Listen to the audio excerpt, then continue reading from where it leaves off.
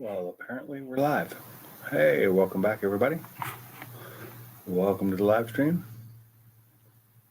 You know, apparently my camera is supposed to be at 720p because I just checked all the settings and it does not look like it. I'm going to have to blame that on my internet connection. And, okay, and a wobbly table. Welcome to the live stream. It's been a couple weeks since I've gone live. I think I've missed the last two. It's been a long 3 weeks. Lots of stuff going on. Not sure if everybody knows. We had Ford takeover, and right after Ford takeover, I had a really busy week at work, and then the 4th of July weekend, I had to work down at a plant in Birmingham, so I was gone all the way until the 4th of July that afternoon when I got home, and I packed everything up and got ready to leave at 5 a.m. the next morning to head to Michigan for Party at Mobs, and had a blast, but it was a very long drive. What's up, Josh Oden? How's it going? And long drive, and just lots of driving. What's up, Tim Windsor? Welcome to the chat. So yeah, it's been a really long, busy 3 weeks, and I'm sad that they're all over. Ford takeover's over, Party at Mobs is over for the summer. Gonna be a long working summer. That was the only time off I had planned, and now I'm just chugging away. I'm back at work again and having fun. Working. Not didn't get much done after work today. I got some things set up for tomorrow. Yeah, I see you, Zach. I see you in there. I'll bring you up when I'm ready. Just give me a few.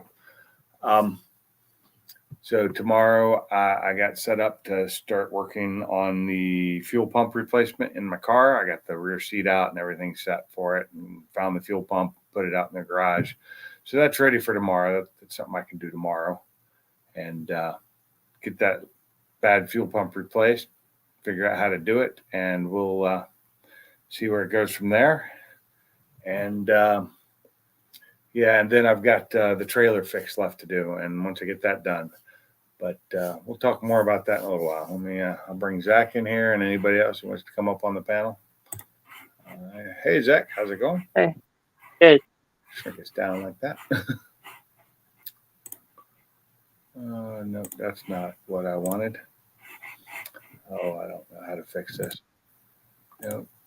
There it is, group layout. Had to find the right layout. It's been a while. Take a couple weeks off from running this thing, and then you forget how to do it. So who all we got in the chat right now? We got 6 people in here. Tim, we got Josh, and I'm sure a few others. Sublime let me know he probably wouldn't be able to come up on the panel today, but he might be in the chat. I'm not sure if Car Mob's working or not. What's up, Nate? How's it going? We got you coming up on the panel, Nate, or you just staying in the chat today? And yes, I am due for a haircut. That's coming this Friday. I may even trim this up a little bit. Who knows? We'll see. Kind of getting along on the mustache here. I'm eating it all the time, but I was trying to grow it so I could get it longer, so I could move it to the side more. It's probably the longest I've ever had facial hair on my head. This is the longest it's ever been, and it's not even that long. It's not long. But no, I've got plans to get the Mustang. I'm hoping to get the fuel pump replaced, and then either Friday or Saturday, if one day is decent. I think we have TNT both Friday and Saturday at the drag strip here. I'd like to get it down the strip again. I got to look that up there real quick. Let me check that calendar. Jake's. Things change, but they've got a calendar on their Facebook page, which is kind of nice. So let's see. Okay, so the 14th. So Friday we have a TNT, and then 15th is the crowd control event, which I don't plan on taking part of. But the next weekend, it's a TNT on Friday night and a TNT and some index racing on Saturday. So maybe next weekend. Because last I checked, it was supposed to rain Friday and Saturday this weekend. We'll see. Other than that, I got some stuff to do with my drone. I wanted to go. Somebody wanted some of their some property flown over and some video from it, so I'll go do that this weekend. It's not too far away. That picture you see in the background is. Hold on, let's see. Can I do that? No. It's from a place we were at in Michigan. It's a detail shop, and they sell chemical guy stuff. And I don't have the address on me, but if you're in Michigan, look them up. It's the Detail Garage. It's in oh God, I can't remember what area of the city it's in. Trying to it might be in Plymouth. No, might be in Livonia. I don't remember. I probably find it though because I have the address in my Google. So. But if you're there, it's a really cool shop. They got all kinds of product. Livonia, thank you, Sublime. I can't remember if we're Livonia or Plymouth, but it's in Livonia, Michigan. Look them up if you're in the Michigan area. What's up, Mike? They're a great little shop. They got all kinds of product. If you're trying to take care of your car, like tons of product.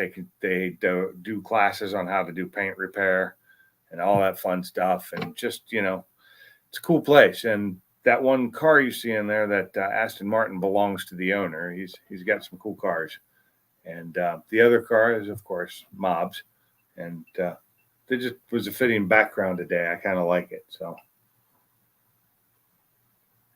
and now I've taken after Mob, and instead of just being straight whiskey or bourbon, I'm drinking an old fashioned. I just finally got all the stuff I needed to make them, and they are quite tasty. A lot better than just drinking plain whiskey, which I love plain whiskey, but sometimes you gotta go a little different. So I got some plans coming up. Is my truck. Y'all have seen it, the big F450. I love that truck. It's just one of the most amazing trucks I've ever owned. We'll be going up for sale in the next couple weeks. I got to get cleaned up, and I've got a recall that I've scheduled to get fixed, and once that's done, so that'll be like August. So it'll go up for sale like towards the beginning of August, right after I get the recall fixed, which is just a program update. But yeah, I'm going to be selling my truck. So if anybody wants it, I'm pricing it at the low price of $95,000. So hit me up if you want it and you got cash. Whiskey is as American as coffee. Yes, it is. And baseball and apple pie. But I'm drinking a rye whiskey and made an old fashioned out of it, a cherry old fashioned instead of the standard orange. It does have orange bitters in it, so it's got a little bit of both flavors. Oh, and hello, Scott Keller. Welcome to the chat. Yeah. So, $95K for a truck? Yeah, well, it costs more to buy them new. And it's only got 22,000 miles on it.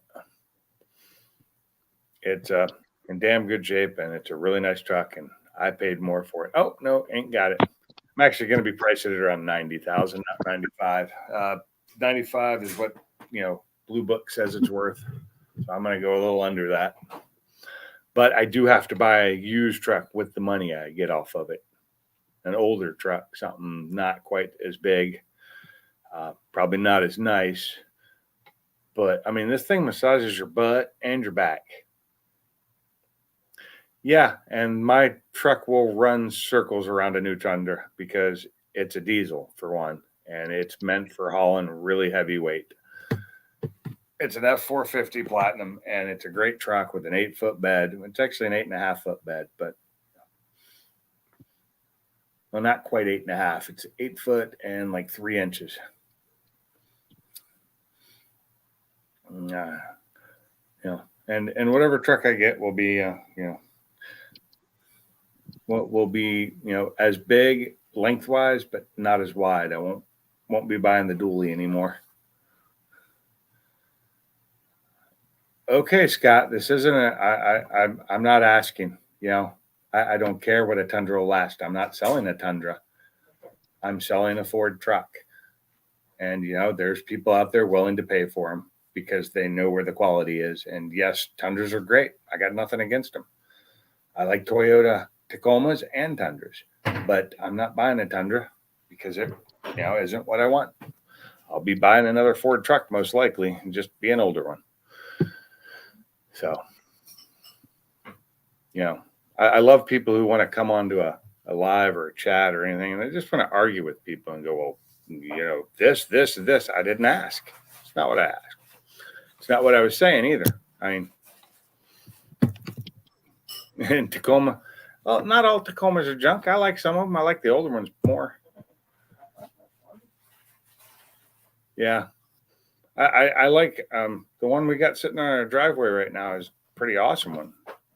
Little beast of a truck, and it's driven across country a few times. And one's pulling my car. What's up, boss man?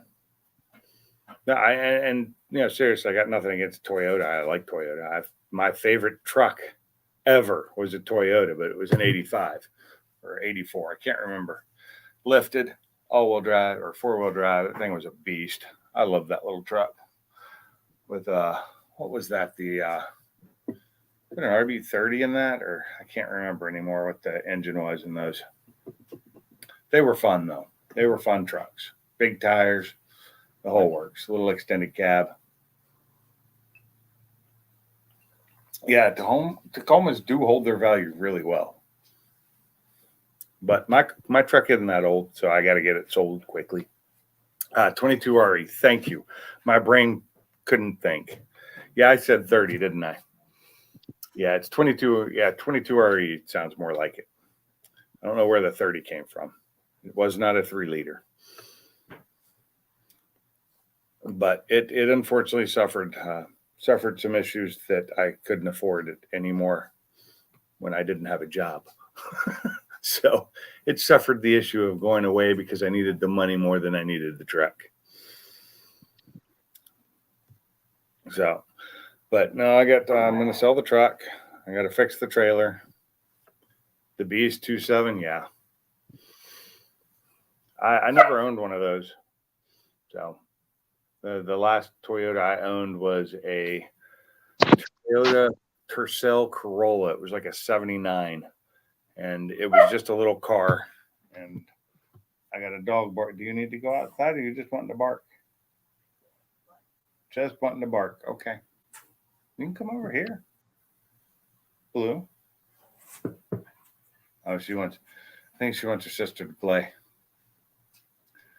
595,000 miles. Well, that means you take care of it too. Yeah. Mine was blue, and it wasn't quite as nice as Marty's truck.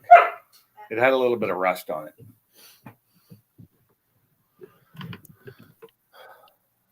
But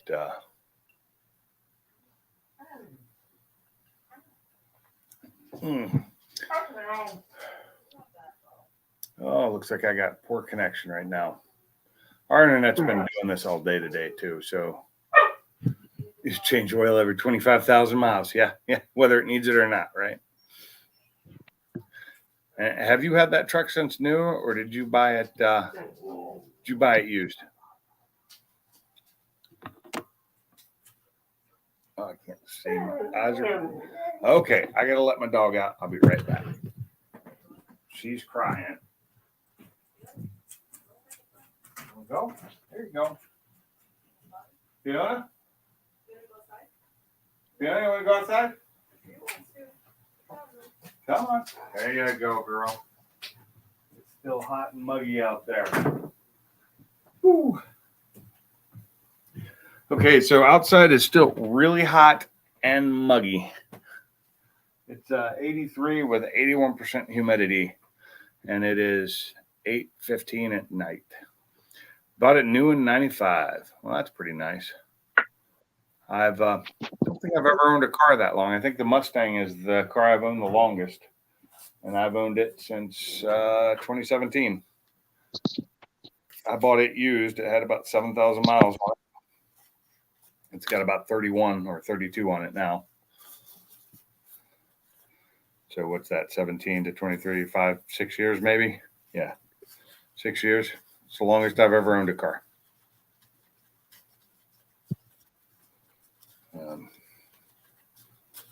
I usually keep a car around 1 or 2 years and get rid of it. 3 at the most. So, but I haven't been doing that mainly because the cars I have now all seem to last. They're not just dying on me like my old ones did. And I know how to fix them better than I used to. There we go. Now I can see. Glasses have gotten a little bit dirty. So the other thing I got to do tomorrow or day after is finish the fix on my trailer latches. So I've got to drill the old ones out, and it has not been very easy. So I think the next try is I'm going to try and drill them from the outside instead of the inside, and I'm going to just punch a hole right in the middle and then drill out as much as I can, and hopefully I can just knock it off at that point and punch the rest of it out with one of my punches. Oh, I feel you. I feel you, Sublime. Same here. Same here. It's the reason I'm selling it. It's the only reason I'm selling it. I love that truck. That truck has been awesome, and it's like when I'm pulling the big trailer behind it, which my trailer now isn't that big, but when I'm pulling this trailer, it's only a 24-footer with the car in it. It's like it's not even there to me. I don't even feel it. It's just like pulling nothing. Pulling my big trailer that I had, you could tell it was there, and if the wind picked up blowing sideways, you really knew because it would pull your truck across the road. What's up, Stupid Fast? So yeah, so I'm gonna go back to the single rear wheel, and I'm probably looking somewhere at like a 19, or maybe even older, just an F250, something that'll still pull my trailer no problem. Probably stick with the diesel, even though the gas costs way more. But I don't drive it as a daily driver generally. I mean, I'm going to drive it tomorrow because I got some stuff to go pick up from Lowe's. But and as far as the Edge we have is concerned, we got it back right after Ford Takeover. We came home and we picked it up that Monday, and my wife drove it, and she heard some noises, and so she took it back to them, and they replaced one of the front hubs, and that didn't fix the problem. And from what she says, it's got a sound like a flat spot on a tire, like it has a flat spot, but it doesn't change. Supposedly, it doesn't change speed with speed. As you get faster or slower, it doesn't change. It's constant. It's a constant sound. So I don't know what it is. You can hear it better, supposedly, at lower speeds because, you can hear most things better at lower speeds. Wow, people are dropping like flies. We're down to 4 people again. So I'm not sure what it is. I never got to hear it. I was at work, so I didn't get to hear it. I didn't barely get to see the thing, and it ended up, it's at Ford now, though. So after the body shop couldn't fix it, they took it to Ford, and apparently it doesn't have an appointment till the 19th. So it's just sitting there waiting for them to get to it. So if they can get to it sooner, that'd be great.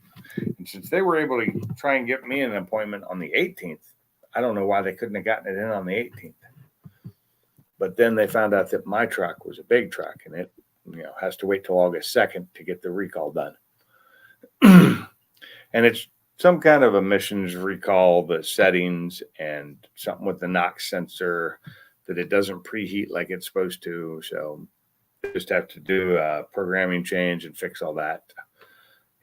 But from everything I've read online, people who've already had it done, it doesn't seem to change the truck at all. They don't even notice it. It doesn't change the power. It doesn't change the gear shifting. It doesn't, and it is an update to the trend. What is it? The BCM and the PCM, I think. So the body control module and the power control module. Every 5K. Well, that's a good way to go. Do you have a local test place, Scott, or do you have to send it off? Because it makes a difference. I don't really ever test my oil. I just change it about depends on the vehicle, between every 3,000 and 7,000 miles, depending on what vehicle it is and what oil's in it.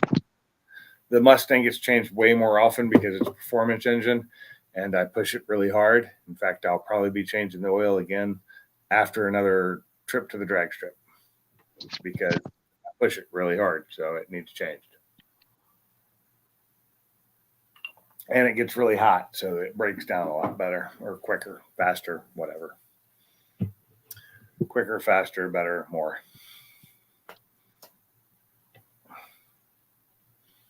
Wait for that response. So, you guys are welcome to join the panel. I'm about out of the things I had to talk about, and that was, my truck, my car, what I've been doing the last couple of weeks, why I haven't been on live. I did notice not running a live really hurt my my watch hours. They've really dropped. They dropped big time. So 2 weeks of not doing live, and my watch hours just went down like over 100 hours a week, and that hurts when I'm trying to move up. I'm close to 700 subscribers finally. Taking a lot to get there. Shorts are helping, but I don't think they pay off very well in the long run for watch times. But I don't know. We'll see. Let's see what my latest one did pretty well, but I got to find something else to put up for the next one, and I don't have anything else because I've used everything I can use. Certain things, there's certain things I won't use, and so they're there, but I can't use them, or they're just not that interesting. I don't think I'll get a lot of people watching them. So my big one that I posted last hit just around 2,300 views and just pretty much died. Hey, there's Nate. Welcome, Nate. What's up? Oh, not much. The sky, not the sun, because it's gone down. Yeah, the sun has gone down. Yep. It hasn't gone down. It's moved places. Okay. It hasn't moved at all. No. The sun is stationary. Well, that's not true because the galaxy is moving. It is which moving. means the solar system is moving through space. It's moving, just not around us. It's moving with us, though. It's moving with us. Oh, no. It's moving around us because this is a flat Earth, remember?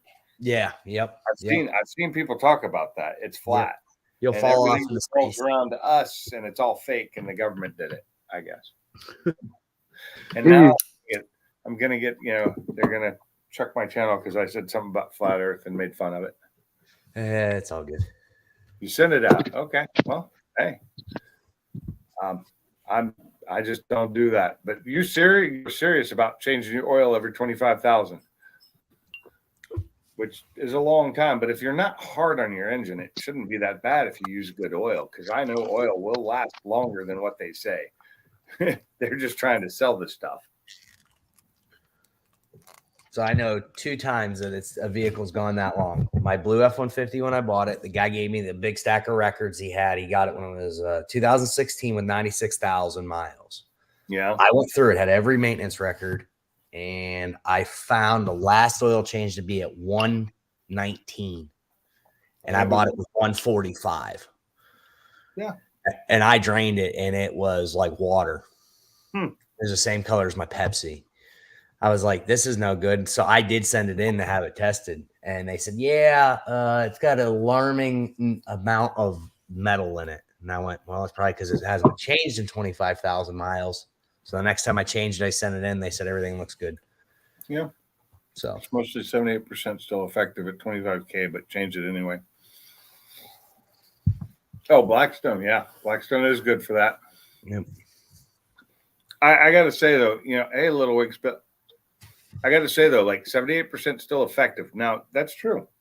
It can be still effective, even at that many miles. I've done a lot of studies on oil and how well it actually works and how long it will last. And if you're not pushing a car hard, oil will last. Even though it looks old, might have some metal in it, you don't even need to change it. You just need to change out your filter sometimes. There's a company out there when I was younger. I forget where I ran across them. They were in the big equipment industry and semi industry. They had a filtration system with a remote location. And they had some proprietary filter system and oil. After you'd change the filter, you'd go twice as long before from when you would normally change an oil in like a dozer or a truck. All you did was change the filter, and the oil, when they changed it 4 times, normal people would do 4 oil changes in that same span, and all they did was change one filter. The oil still looked like new. Yeah. And it was a lot of that color's all from impurities. I mean, change the oil in a diesel, it's going to be jet black in 5 minutes because of soot. Diesel's oil turns black almost instantly. But the only car that right now that I have that needs an oil change is my Focus, because I'm not easy on that engine either. And it's got 19,000 miles on it. I was supposed to have the oil changed, at 116,000. Yeah. But I put good oil in it. And last time I had somebody else change it. This time I'll be changing it myself. Last time I went to a place because I didn't have everything set up. I wasn't ready to be able to change oil yet. Now I am. So, I'll change my own oil next time, and it won't cost me half as much. Well, it won't be cheap, though, because I don't use cheap oil. But that's a key. You make it up. They'll use cheap oil and charge you the same amount as if you used expensive oil. Well, they didn't use cheap oil. They used a good oil. It was a blend like I usually do. But I use castor oil titanium for my Focus, because it's one of the 3 in America that are true full synthetics. And for the way I run my car, the full synthetic works better. A buddy of ours, he said that when he was in, like college or something, because he's an airline mechanic, they had people from the oil company come with a tester, be able to test the shear strength of oil and some other things. And they said, bring whatever you want, and you'll find out they all do the same thing, but very few. And the only one that held up was Castrol. Yeah, it's people talk down about it, and it's not the cheaper oil. It isn't. That'd be Valvoline. But and the no-name brands. But seriously, even on those, look at the back. They've got that SPI rating. Yep. Look at the SPI rating. They all have to meet a certain standard. So, you go with that. What it is, it's not so much the oil itself, it's the detergents and cleaners that are added to it. Yep. But I prefer ones that don't have a lot of that. And castor the castor I use, the titanium, doesn't tend to have too many of those. It does have some, and but you can't get an oil that doesn't anymore. They can't sell it in the U.S. because it'd be polluting or whatever. Yeah. I don't know. It's hard to find just straight up oil now. I remember the old cans of oil that I had to take the old thing and jab a hole in it to be able to pour it in. When those plastic containers first came, I hated them. Could not stand them. They were the worst thing ever because you needed a funnel. With the old ones, you just right in, no problem. Yep. And if you didn't have one of your little spigots with you, you take one of your can opener, the bottle openers, and you pop the little triangle holes in it and you pour it in slowly, carefully. Like you'd pop open the old chocolate milk syrup. Yes. And then put aluminum foil over it to keep it from going bad. I actually remember that my grandmother, when I was, I was probably like 2, and I don't know why I remember this. Maybe because I was like, what is this can of Hershey and everything? It's chocolate milk syrup. And the way she makes the best chocolate cake ever, or at least the icing for it. Yes. But yeah, it's crazy. The things that have changed in my lifetime. I can't imagine what's going to change in my children's lifetime if they live as long as I do. Well, I mean, just look at cell phones. It's changed since 2010. I know. Were still popular then. When I was a child, cell phones didn't exist. Yeah. I mean, even the big, car phones that existed were not cell phones because they operated on a different thing. They worked on they didn't operate on cellular technology. My dad had one of those bag phone. It was the leather bag with a phone in it. And those operated on radio waves. They didn't operate on cell phones. There was only 2 spots he could make a phone call. But whenever he was hauling hay across Ohio from PA, Hey, it worked. So, hey, it's all about the hay. yep. But yeah, they were expensive. I remember my first cell phone, and it was a Motorola StarTAC, little flip phone, but with the big battery on it was like that thick. With the battery, without the battery, it was like that thick. I think I remember them. Did it It have had the a little teeny antenna you had to pull out? Yep. I thought that was the coolest phone ever. Oh, they were. They I don't know. It was Nokia that had Snake on it for the first time. They didn't have games on them. They really didn't even have texting on them. They didn't. They did. T9 wasn't even a thing yet. And I had that so long ago. It was I can't believe how long I've had cell phones. And I remember my first smartphone was an Android. It was Bionic, the Bionic 2. I'd heard of the it was the Bionic. It was the first Bionic. Because by the time the Bionic 2 came out, I'd already switched to Samsung. Because when I bought the Bionic, it was like the best phone on the market for 2 weeks. And then the Samsung S2 came out, the Galaxy S2. Yeah. And it blew it away. It's like, son of a bitch. And so my next phone was a Samsung after that. I remember, what was it? When Blackberries came out. Oh, yeah. It seemed like they were revolutionary. And then every business person you seen in the airport had one. And you thought there was no way these will ever be replaced. And all of a sudden they just disappeared one day. They just disappeared. It was crazy. I mean, they disappeared fast too. My buddy had one. He went through quite a few of them. His biggest problem is the trackball that was on it that rolled. Yeah, it was textured, and that's how I think it read. Well, the texture would go away, so it stopped working. So he'd literally just take dirt and rub it in the trackball, and it'd work for a week until the dirt all fell out. To the point of where it just quit working altogether. You'd have to get a new one. It'd last. I think he'd get a year out of his. Putting dirt in it turns it into sandpaper. Oh my live stream is not doing well tonight. We've had like a max of 9 people in here, and now it's down to 5. Probably doesn't help that my connection keeps going bad. I keep seeing it. I keep getting the Wi-Fi. I wish I had a wired connection, but even then, our service here sucks. They just put months ago they ran fiber down our street and never did anything with it. It's like still hanging. It's hanging in rolls at every pole by every house, and then the big roll is at the end of the street. And I'm like, really? That's how they're going to do us? They're going to wait till they get it all done and then connect it all at one time instead of doing it bit by bit like they should. They put DSL on my dad's road. What was that? 10 years ago was the last time they ever updated anything. His internet. DSL, you didn't have to do anything. DSL, you didn't have to do anything for that. Ran on regular copper phone lines because that's what I'm on right now. Is DSL, digital subscriber line. I can't say that. What was after DSL then? When did they have to start making separate lines for cable? Was cable internet and then fiber? No, it was cable internet, but they don't have an option for cable. So like Spectrum or Time Warner is a cable company, and they have both. My dad's was Verizon. Was the phone Verizon was a cable. They did cable operator too. They did cable internet. So they found out. So one end of my dad's road, because he lived on a dirt road, and I don't know, he owned 64 acres of it. The guy across the road owned another 50. So the whole road consisted of what? 2 people. It's like 20 people total over 2 miles.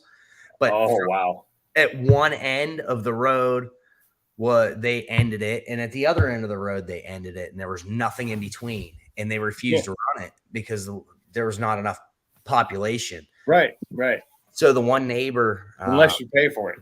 Yeah. So my buddy's mother got sick of it, and she started reading into it, and she'd found out if you can petition, 60% of the people on that road to agree to like a year or 2 contract, they had to run it. And she did. Right. She got like 80 government to agree within 2 years.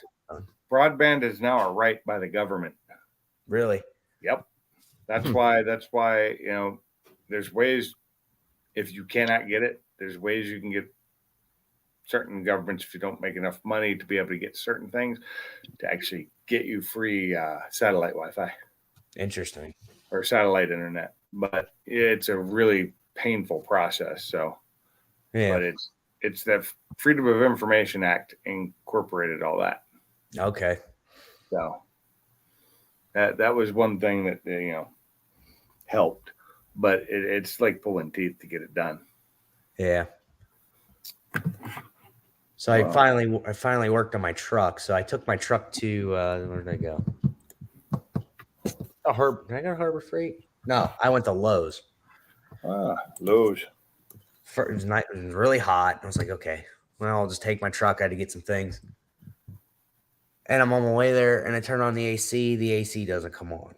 It blows hot air. I was like, okay, well, I'll turn it back. And I think I just turned it on mixed and turned it down as far as I could and rolled down the windows. And it never changed. It was still blowing on the defrosters. And I'm like, okay, the vents don't change either. Doesn't matter what I did. Turn it on, didn't change nothing. So I get the Lowe's. Now I'm starting to get frustrated because I just had the AC charge last year. They said there was no leaks. Well, I don't know how it leaks out in a year if there's no leaks. So I did that. Go to Lowe's, leave there. We run over to Bed Bath & Beyond? I don't know. My girlfriend needed, or fiance needed something. So we pull in, and my power steering's wore out. Whenever it gets warm, it's weak, so you got to give it a little gas. So I was kind of crooked in the spot, and I put it in reverse to back up to straighten it up, and truck stalls. Now I'm really mad. So I throw it in park, start it back up, throw it in reverse, and does it again. I could not. I had to hold my foot on the brake, step on the gas, and pull it in reverse to keep it from stalling. Weird. I backed it in the spot. I'm like, okay, the AC doesn't work. The vents don't change, and now the truck doesn't go in reverse, and I haven't even made the trip home yet. 20 minutes away. I get home, I park the truck. I don't care. I didn't mess with it. Last night, I finally decided to pop the hood. That 94, everything for the blend doors are all vacuum actuated. Right. And I'm like, you know what? There's a vacuum line that runs out of the firewall or runs out from where the motor's at into the firewall and comes out to the actuator on the blend door. Pop the hood, sure enough, it's shredded. It almost looks like a mouse ate it. It was so deteriorated. Yeah, it's probably just age, but yes. Yeah, that's what it was. Fast said what I was thinking. And vacuum leak. It was definitely a vacuum leak. Because putting it in reverse needs the vacuum too. Well, I didn't think about that until I was in the middle of I went over to AutoZone. I got some, they actually had hard vacuum line. They're like the first place. Go to Advanced, they never have it. You go to Napa, you might be lucky to catch the right one, but they had some. So I got to repair. I repaired it. I'm like, okay, blend door. Start the truck. I didn't even think about the reverse yet. Start it up. Blend doors still don't work. Get out, walk around the front of the truck. I hear over 351 Windsor with Flowmaster 40s on. And I'm like, this is a massive vacuum leak somewhere. And it dawned on me. I went, that might be why it stalled in reverse. It wasn't holding a vacuum. Yeah. Sure enough, there's right on the top of the manifold, there's like 5 lines that all go into one piece in the intake manifold right there, snapped right in half. Oh, yeah. Yeah, I've seen that. All fixed, other than the AC still don't work. That's when I figured out whenever I turn it on, blend door works, doesn't stall going in reverse, but it doesn't get cold. So I read on a forum, there's a cylinder where everything is on the one side. It has a low pressure. It has a switch, and it's to protect it from whenever the Freon gets low. It shuts the compressor off. It won't let it engage. Somebody said cross the wire with a paper clip and see if it fixes it. If it does, you're out of Freon, but make sure not to run it. Sure enough, crossed it, engaged, and worked fine. It was kind of cold, so I was like, well, it's out of Freon again. Yeah, that's what was wrong with the Mustang. It was out of Freon, and that switch wasn't letting it come on. I've ended up putting 2 cans in, and it still needs a little bit more.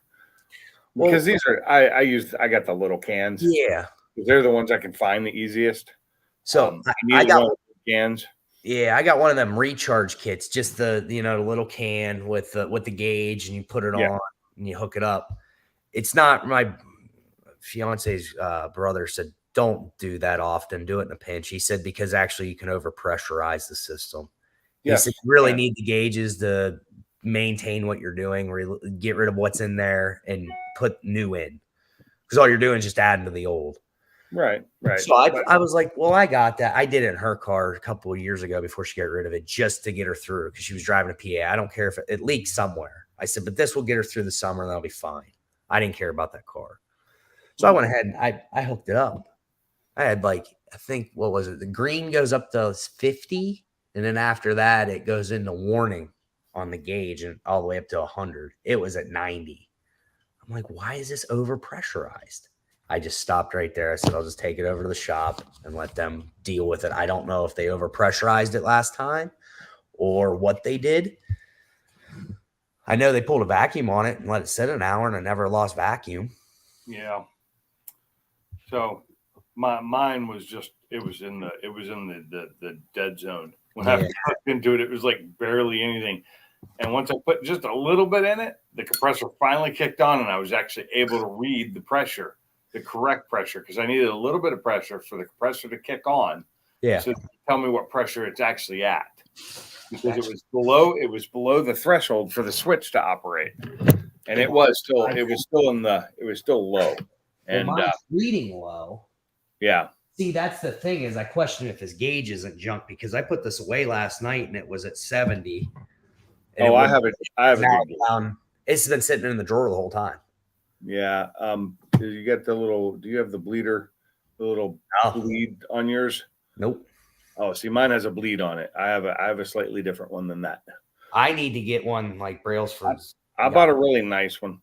Yeah. Now, I had a digital one at one time, and I thought I still had it, but I couldn't find it here. I thought it must have gotten either left or thrown away at my old house.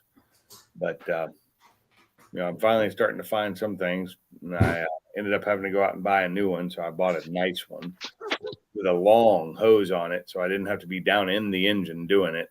Yeah. So it works quite well, and what's up, Rattletrap? And it worked really well for me. I put 2 cans in, but like I said, I was buying the small cans because I didn't have any of the big cans, which is I knew needed, and it's just about a couple pounds low, but I can't get it out of that. Second can just wasn't enough to get it where it needed to be. Yeah. Well, I just said, screw it. It's working. It's cold, except on the really hot days. Then it's not. But then I also found out if I'm running my air conditioner, my car starts getting really hot. The engine. Really? It jumps up about 15 degrees. Yeah, because I've got with my superchargers, oversized air to water to air intercooler in front of everything. It helps stifle the flow a little bit. I think I need the better fans. I also need fans that stay on longer. Like when I shut my car off, my fans cut off. They don't ever stay on. And I really wish they would, because like on my intercooler, I can run that pump, I can run that pump and cool it all down. But you don't have a fan running unless you have the car on, which at that point you're making heat. Then you're making heat, and crazy heat at that. The heads get hotter than they used to because they've got a big, supercharger right on top of them. Whereas they didn't used to. They just had an air intake. But I also need to do something about the, got to move it away. Good luck with that, Rattletrap. I don't know where I'm going to put it. I'm not taking it outside the car because there's no more room. It is slammed in there. It's where it's designed to go. And I need to change out my intake too. Do something about it, because it just gets super hot. Probably sucks in a lot of the hot. Yeah, that's why, because it's down like where the air cleaner normally is, the closed box. It just goes down into that hole, so it's like in front of the wheel well. Yeah, right there. And with nothing blocking it from the engine, it just can't get enough colder air in there. Even though I've got that little feed that pushes air right into that volume, it used to shove it right into the air box.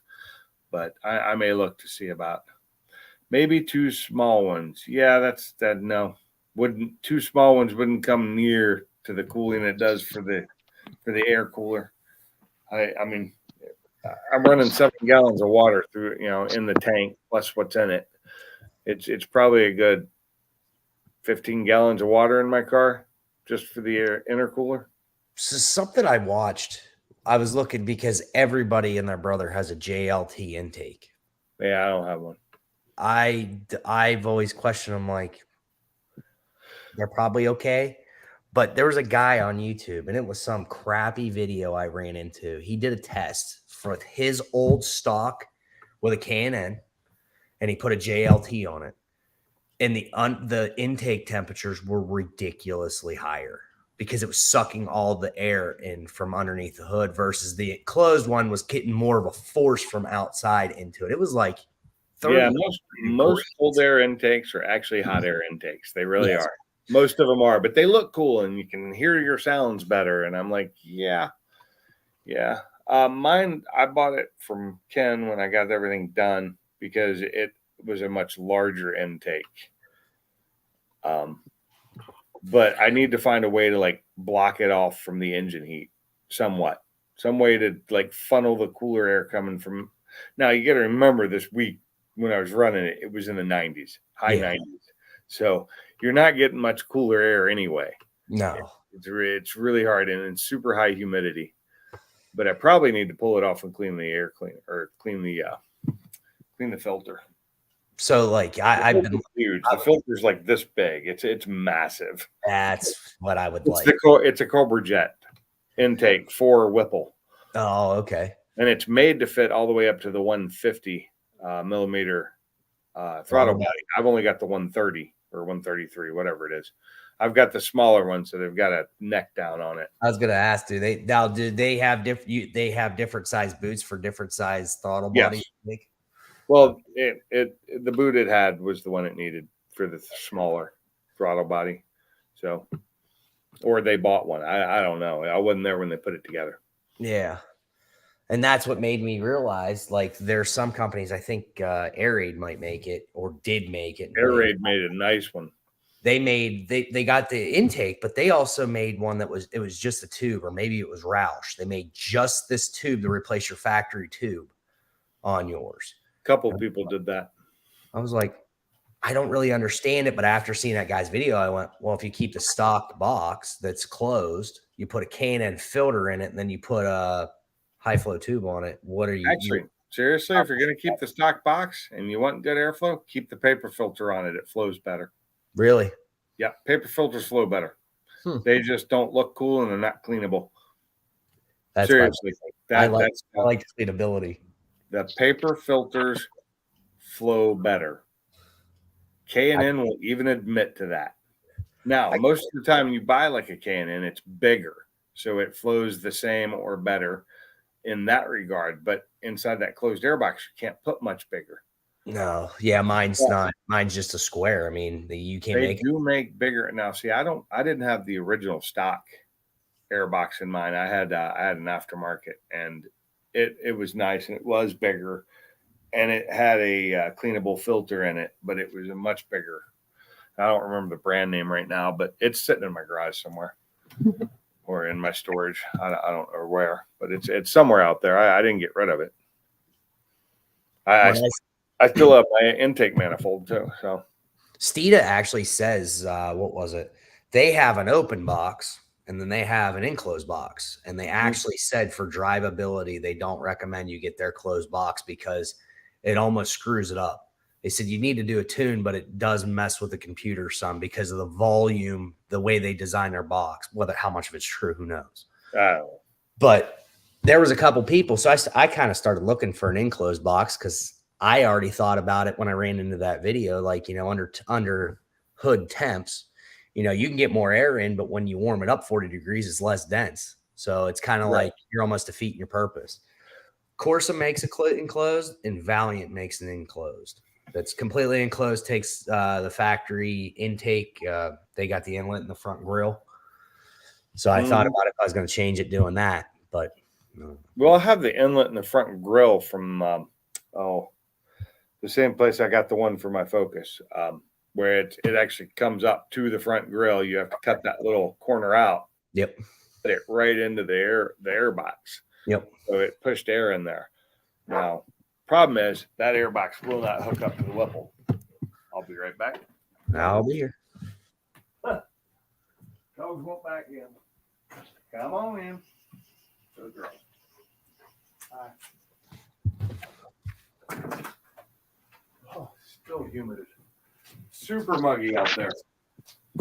Just open the door and you just feel it, and it's like, feels like crap out there. I'm glad I'm not out there. It's 75 in the garage right now. My garage is 68. Yeah, I don't have AC. I don't even have AC in the house. We just put the window unit in last night. Oh, yeah. I wouldn't be living here if I didn't have AC in this house. Down there, I don't think anybody goes without AC. Up here, it's not too bad. We got through till this past week. Well, last week was pretty warm. I was up in Michigan. I was in Denver. So it was pretty warm up there. You were in Denver? Yeah. Short of air, no humidity. It was actually really nice. Wind was blowing. It was like maybe in the 80s. What were you doing in Denver? My cousin's wedding. Wedding. Okay. Yep. We went out there. He had a Monday wedding because it's cheaper. Yeah. I was just up in Michigan at Mobs, having some fun. I was wondering why. Maybe his GTR isn't as fast as he thinks it is. Really? At least that time it wasn't. Oh. They are a cool car. I liked them when they first came out. I love that GTR. I would love to have that thing. Handles so much better than my car. Yeah. I mean, I'd hands down take that over the Mustang if I could afford it. Because that one I'd take to the track and love it. That would be a lot of fun. All-wheel drive, souped up. His is like 850 at the wheels. Mine's 900. But it's the DCT instead of the manual. That was the thing, is I actually had to shift gears. Yeah. Like, I understand the idea of automatic and DCT, but I would rather just the interaction with the car. That's just me. I love those DCTs. The good ones are nice. I love them. They're fast. They are so quick. They shift as quick as they shift faster than I can shift, and you can manually shift them. Really? Oh yeah. I mean, it's paddles, but it's manual, and it's way faster than my shifting. Okay. I cannot shift that fast. There's no way. It's just impossible for the human to shift that fast. Yeah. Well, maybe not impossible, but for me, it's impossible. I'm not that quick. And I did a really good shift. My 3/4 shift was spot on. If it hadn't been, I might have lost. Like now with the new, I think the only thing that may come even close that's a manual is probably like the new Mach ones where they have that no lift shift.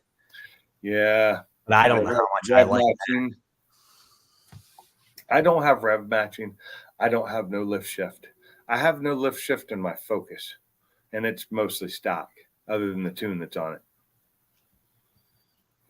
It is. Was it from the factory like that? No. Oh. I tuned it.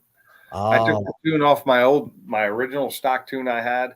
I had originally tuned my first Focus for, just running better, and it did. And I put that tune on this car. I didn't make any changes to it. I didn't, have them revise it or anything. I just threw it on this car that had 117,000 or 16,000 miles at the time when I threw it on. And it's been running that way since. Just requires me to use the more expensive gas. But it does give me more power. And it allows me to no lift shift. And it gives me launch control. I like and that. It's settable launch control. I can change the launch control using the cruise control buttons. So, kind of nice. So in Denver, it was odd. So super they hot. don't regular gas in Denver's 85 octane. It's not 87. Oh God, that's horrible. Plus is 87, and the highest you can get out there is for premium is 90 or 91. And it's such a high altitude. Your air is so thin. Horrible. Cars don't like running up there anyway. No, they were absolutely. I had a Nissan Sentra, Had like 26,000. It ran like it had 426,000. Yeah. Step on the throttle and you'd hear all the valves. I'm like, wow, this thing sounds like it might take off. Yeah, through the roof. It was bad. I asked my dad, he had a GMC Acadia he rented. I said, how's that thing run? He says, nothing to scream over, I can tell you that. I ran a truck. I was driving a truck, and it was a gas truck. And it was a great truck, but I went through Denver with it one time. Too much power because it couldn't get enough air. Yeah. And it was, see, that one was a computerized truck, so it tried to optimize for less amount of oxygen. It just could only do so much. Well, that's the thing is how much could they optimize when you're changing that much? You're a mile above sea level versus 100 feet like where I'm at. Right. I don't even know what I'm at here. I've never really looked. I think so, just a heads up. I'm only running this for an hour tonight, so in about 5 minutes we're gonna cut it. It's all good. It's been a while since I've run a live. Not doing so well tonight anyway. If I had like a full panel in here and maybe 20 people watching, I'd stay, but I don't. That's all good. And we'll do another one next week. Always next week. You can't catch up a little bit, but you can't talk about everything. It's what my uncle always tells me. We'll get off the phone and get something to talk about next time. Yeah. There's I didn't really have like everybody just dropped out when I said that. Like there's like nobody watching now. There's a couple, but not many. So with that, I don't know. I did buy Resignator delete pipes. Oh, nice. For my car. I picked them up. Brand new, kid never installed them. $200. Which car? My Boss. Oh. What year's your Boss again? 12, 13? Mine's a 13. 13? Yep. Can never remember. I knew it's one of those 2 years. Yep. I picked those up from that kid. He was just wanting rid of them. He went out and bought a Raptor. He sold the car. He had a V6 and he was going to put the V8 pipes. He's going to do an adapter. And he's like, I never got to him. They've sat in the corner of my living room. They're full of cobwebs.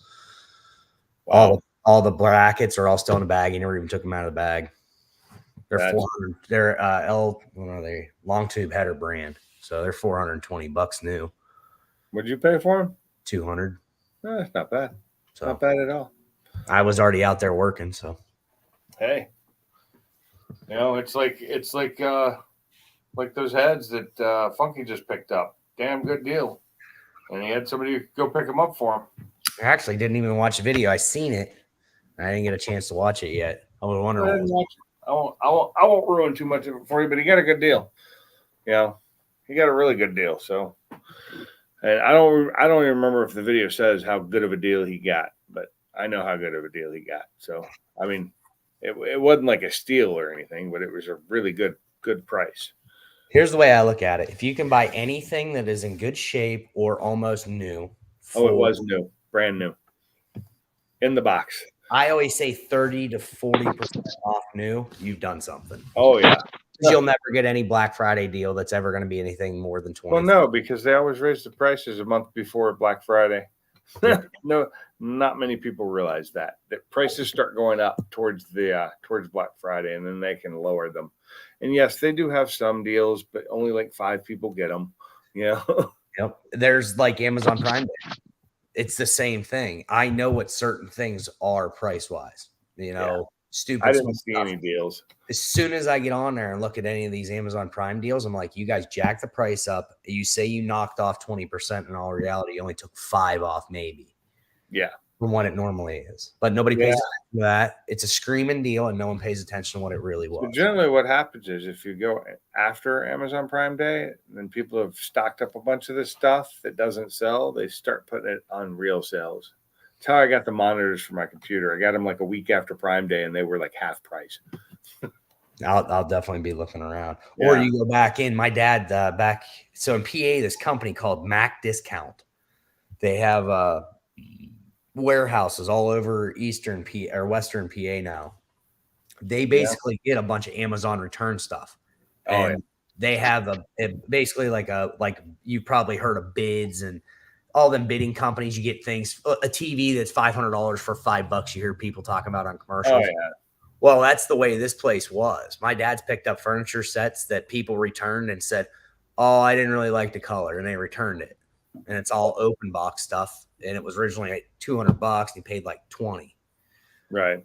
So, but now everybody's starting to discover it, so prices are starting to be more like 40. Prices have been going up on that stuff for a while now, so that's not new.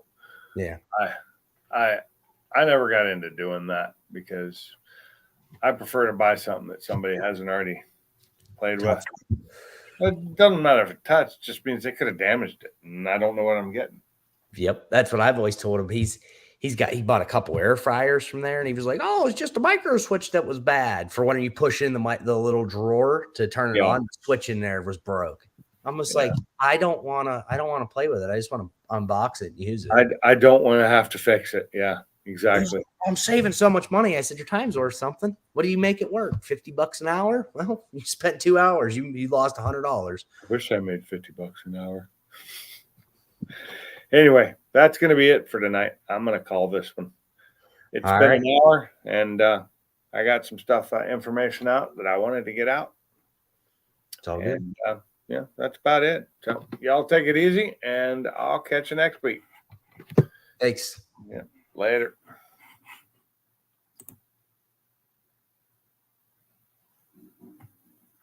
That's it.